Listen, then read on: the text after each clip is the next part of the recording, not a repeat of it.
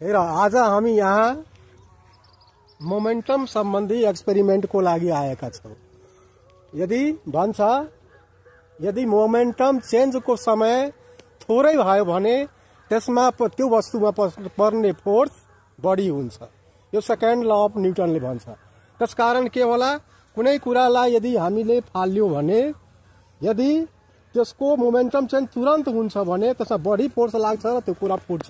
त्यस्तै यहाँ हेर, यो घैला छ, यसलाई अब त्यसमा फाल त के हुन्छ, फुटिहाल्यो हैन, किनकि मोमेन्टम चेन्जको समय थोरै थियो, त्यसैले त्यसमा बढी फोर्स लाग्यो र त्यो फुट्यो। त्यस्तै के हुन्छ त, अर्को एउटा भाँडो छ, ठीक छ, त्यस्तै भाँडो छ।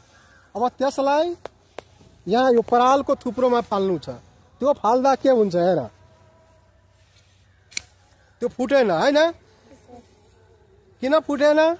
नफुट्नुको कारण यो हो कि यहाँ मोमेन्टम चेन्जको समय बढिहाल्यो, त्यसैले त्यसमा लाग्ने फोर्स कम भयो।